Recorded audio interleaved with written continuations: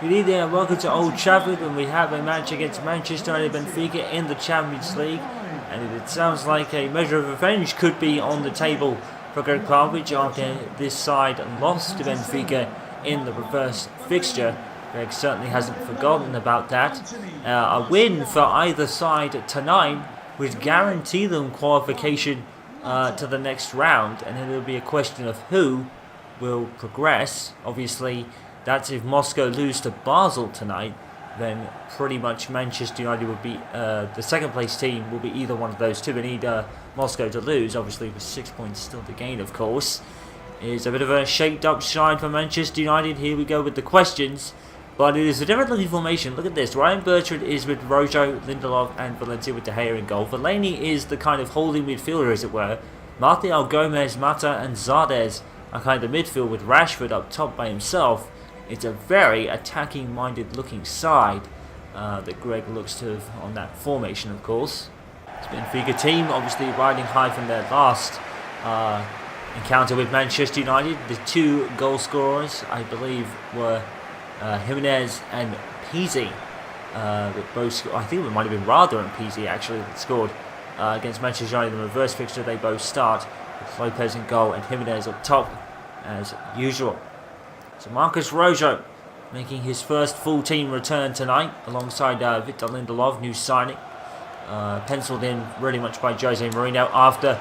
Oh, is Mata gone down? He has. It's a penalty to Manchester United. And I thought he'd gone down. And the referee has given it. No card. But we have a penalty here for Manchester United to take an early lead. We're only about 3 minutes into the game. And oh my goodness, Douglas flew at him. What was he thinking there? A moment of pure madness from Douglas. I think we have to see this on the replay to believe it. So let's have a look at this penalty incident. I have to see this to believe this. So Mata receives the ball from the cross and Douglas here just flies into him, hoping to get the ball and completely misses and takes Mata out by his legs. And there is just no way that is not a penalty. That is the correct decision, but really should Douglas be on the pitch? That's a wild challenge by Douglas. He's very lucky to be on the pitch, let alone not booked. Oh my goodness, what a moment of madness. And Mata, as you can see, gets straight back up like, what on earth were you trying to do to me, fella? And Douglas, very, very lucky to stay on the pitch. He's a lucky boy. And what was he thinking? Well, the pure madness has led to this penalty, and it's going to be, of course, Anthony Martial to take it. And he belts it, and it's another penalty scored for Manchester United. And I think it's well deserved because Douglas, I don't know what he was thinking. Absolute madness. Within 3 minutes, Manchester United have the lead. It's already looking much better than it did against Benfica in the previous matchup. And Manchester United have atoned for that loss. And under Gregg Popovich, he's just looking better and better. And one of those people is, of course, Anthony Martial tonight. Another goal for him. And Gregg Popovich is probably still in the fourth line official's ear going, why isn't Douglas off the pitch? Because, quite frankly, it was a horrendous challenge. Martial gets his third goal of the competition. And Manchester United have a 1-0 lead within 5 minutes. His foot to it, but it's a goal kick. Well, this is an interesting transfer story, and we're not even in the January transfer window yet, but one story that's been popping up recently, Jan Vertonghen leaving Spurs to go to AS Monaco. That would certainly be a coup for AS Monaco, more or less. For Vertonghen, I don't know if it's the right move or not. It would be interesting, no doubt about it. But that's not the only one to be news. Obviously, Manchester United heavily linked with the likes of Alexis Sanchez and Mesut Ozil, just to name two. And that would be an interesting... it would make it a more interesting season for Gregg Popovich. And this is a man who probably knew very little about how the transfer market works. He signed a bunch of players and a bunch of youngsters. And now he's looking beyond first-team recruits. If he gets Ozil and Sanchez on board, oh boy, watch out. Well, those are stories for another month. We're a bit far away from the transfer window yet. Of course, some players can be signed on pre-contract agreements if their contracts are running out, so maybe that's the case with Jan Vertonghen at the moment. Marta with the resulting corner into Zardes, who's over the bar. And the man who's been scoring for fun in cup competitions, just over the bar on that occasion. Marta, great corner actually. Well, Gregg Popovich very much full of praise for Phil Jones. Praise that he's probably needed for quite some time following his injuries. Oh, Marcus Rashford rather. He's turned his man inside out and he's forced a save for the keeper. Oh, Marcus Rashford tied knots in the Benfica man there. Absolutely wonderful play once again from Marcus Rashford. It's a good save by the keeper, to be fair. It's going in. Yes, his manager full of praise for Phil Jones, and rightly so.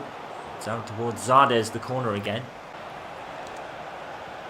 He's gone by his man, and he's put it over the bar. Or David De Gea has actually saved it, rather. He moved so fast I couldn't really tell. It's a great save once again by David De Gea. Hashtag Dave saves in effect again. Finding it a bit harder to keep clean sheets this season, David De Gea, but his teammates are more than picking up the slack, as it were, to kind of steal an NBA term for the season.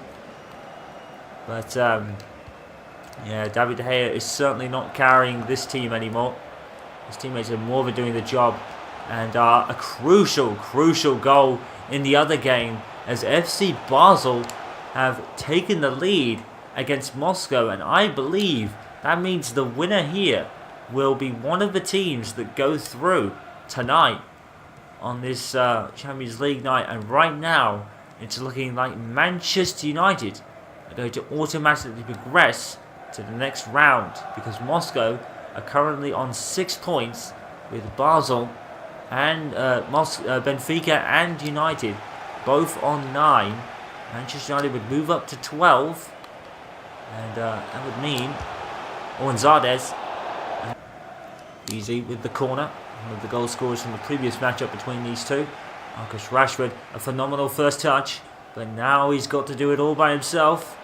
But here he comes. Marcus Rashford has kept the ball. Nice unselfish play from Marcus Rashford, and Martial's put over the bar. Well, wonderful unselfish play by Marcus Rashford to lay it off to Martial. That's not a bad effort, you know. That really isn't. And Gregg Popovich was actually having some kind of words of encouragement for Marcus Rashford, just to say, be a bit less selfish. I love the ambition and I love the effort, but try to be a bit less selfish with the ball. A lot of people have pointed out that Marcus Rashford kind of plays for himself sometimes, and it can let the team down a little bit. But he did really well to find Martial there. And unfortunately, Martial couldn't finish the play. And here comes Rashford. And that has put the result all beyond doubt. Marcus Rashford again. Well, absolutely no surprise to see Marcus Rashford on a Manchester United scoreline again. Look at this pass from Zardes, and an absolute brilliant bring down by Marcus Rashford. Nothing else he could do but shoot, and he did, and he took that with aplomb, didn't he? Well, absolutely no chance for the keeper, and he and Zardes, who connected really well in the build-up to the goal, was connected really well in the celebration as well. And that is Marcus Rashford's second goal in the Champions League this season. And it looks like Manchester United are far and away home and dry to qualify automatically next to the group stage. Of course, if the result stays the same in Basel. Oh, Marcus Rashford, absolutely wonderful play, and saved by the keeper, and out by Benfica. And to quote Martin Tyler once again, it looks like he might be all over them like a Rashford again. Well, he certainly got the second goal and took that wonderfully. Manchester United halfway through the door, really, to qualification. The result has to stay the same in Basel, but right now Manchester United look home and dry in doing their part here. Martial and Rashford once again, the deadly duo up front for United, putting Lukaku on notice maybe a little bit. It was a penalty from Martial, but he did convert it, and Marcus Rashford took the second. 2-0 here. Manchester United looking in command once again. Here's Raul. Oh, the low cross into Flater, pulled back to Covenhall, and Covenhall scored. And Benfica have 10 more minutes to try and make something of that. Well, what was it was a great back pass, to be fair, and everyone just clouded in front of a defender, and he everyone clouded in front of the Benfica man. My apologies, and he managed to squeeze in past everyone and into the back of the net, and it's Carvajal again who comes on as a substitute and scores for Benfica. Oh dear, omen perhaps. Well, we've got 10 minutes left. Let's see what Benfica can do here. Oh, Anthony Martial is going off while that's going on. And Mkhitaryan is coming on. And almost no surprise to that end. So, let's see what it comes back with before Anthony Martial. He could be down for a while. We don't really know what the diagnosis is. He was more hobbling around. Maybe he's just out of gas a little bit. He has been playing really good recently in a good run of form. The Group A will change again. And Celtic have scored again and have brought it back against Anderlecht. They now have a 2-2 draw going on. And, well, Celtic to me have been the team of the tournament so far. Shocks everywhere. And here come Manchester United and Marcus Rashford to put it all beyond doubt, and he hasn't done so yet. Jose Zardes back in towards the box, towards Rashford. To Valencia. Now Marta! And Benfica know it.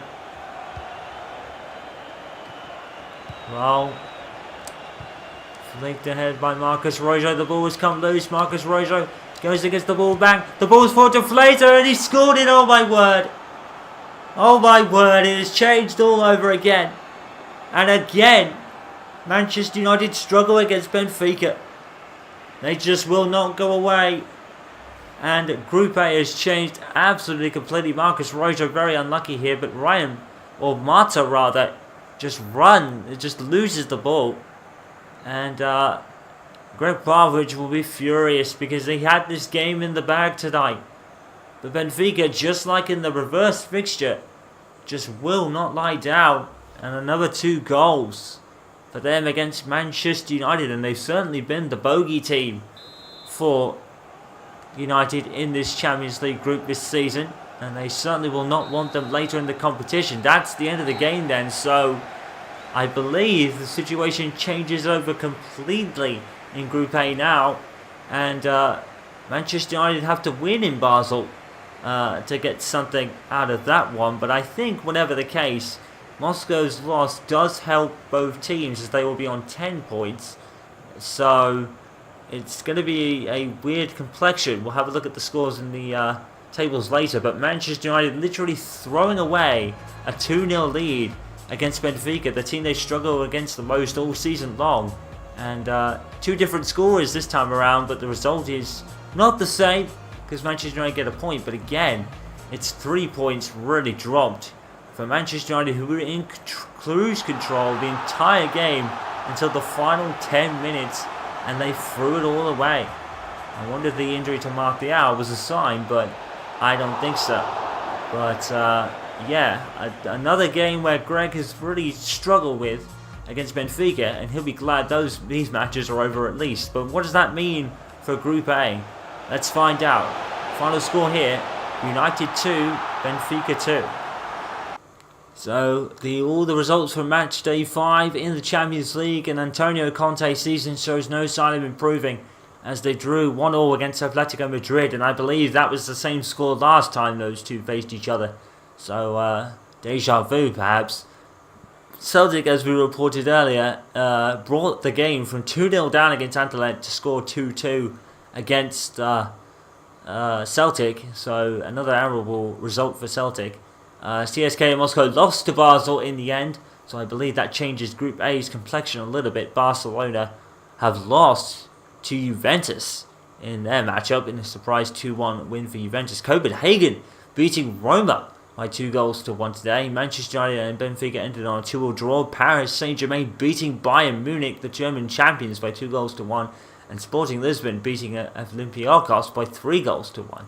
So, the Champions League groups, after 5 games played, it is all to play for, literally, against Benfica and Manchester United. So, the result at Moscow means that Benfica and Manchester United have already qualified for the last 16.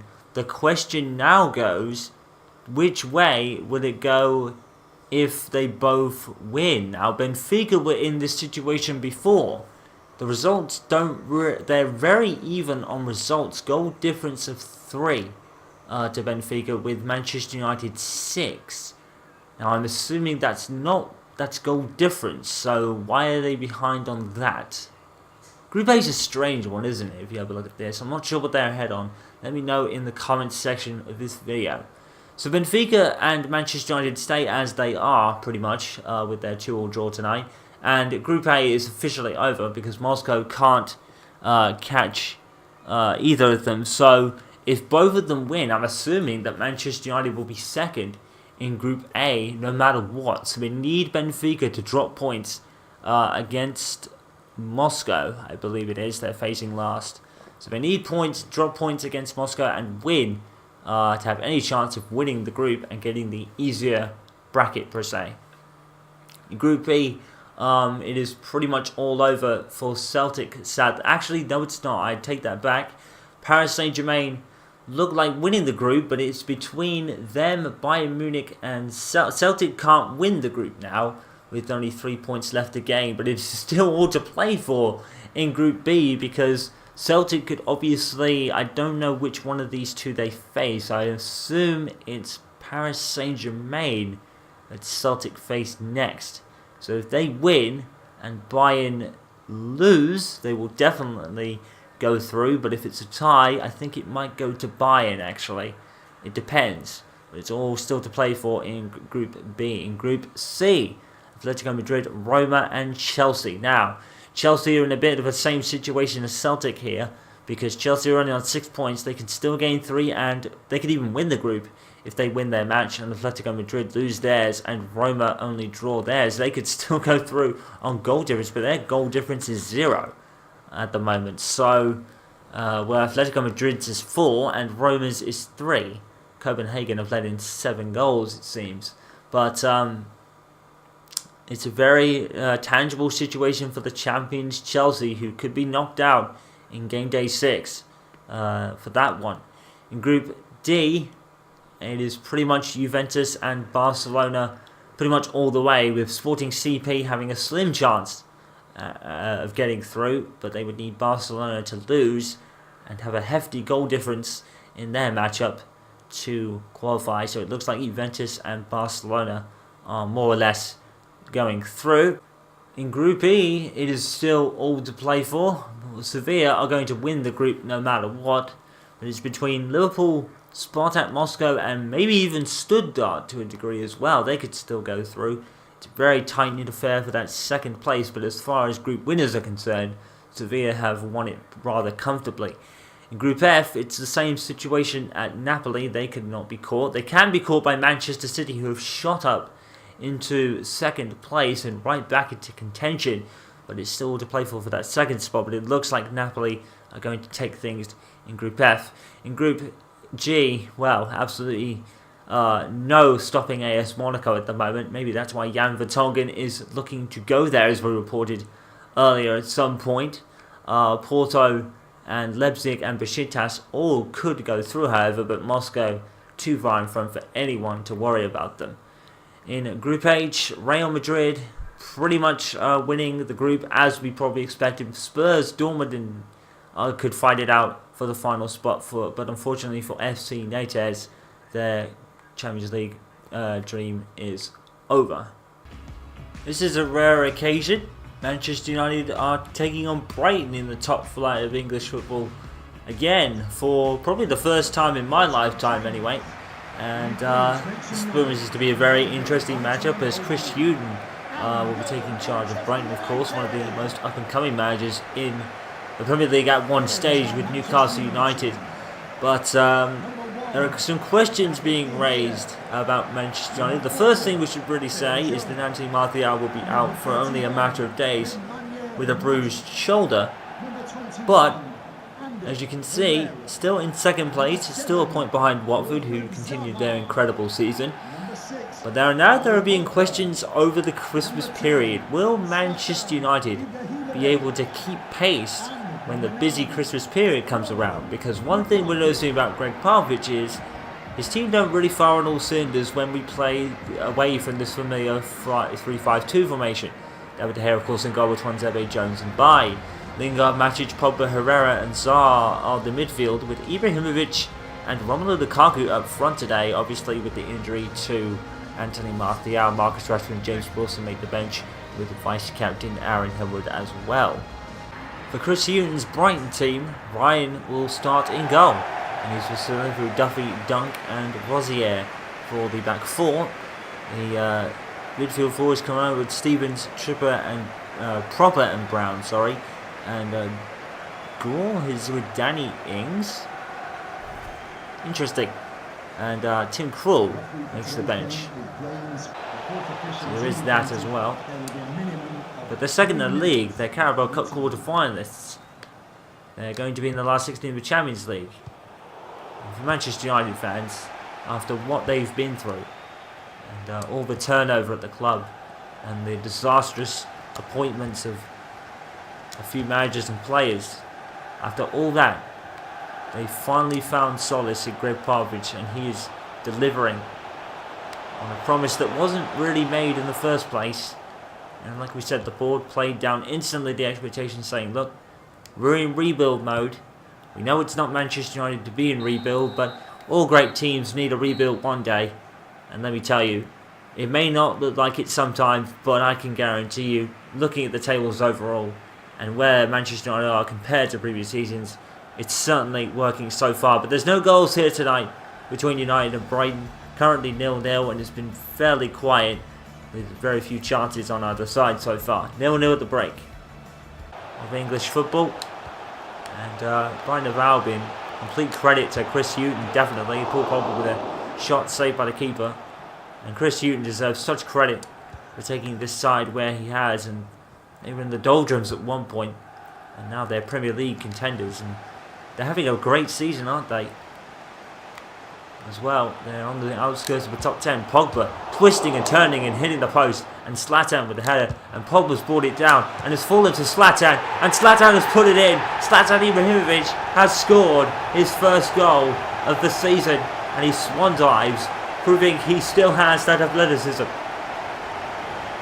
Well, he hit the post in the first place, Zlatan, and then he just came up with the ball. It was just random. It was blocked off by Pogba. The ball starts to Zlatan's feet, and he doesn't miss from there. It's 12 yards. It's probably 10 yards. But Zlatan Ibrahimovic is proving what a phenomenal physical specimen he is by being able to dive onto the grass. But in any case, Zlatan has scored his first goal of the season, and Manchester United are 1 up now.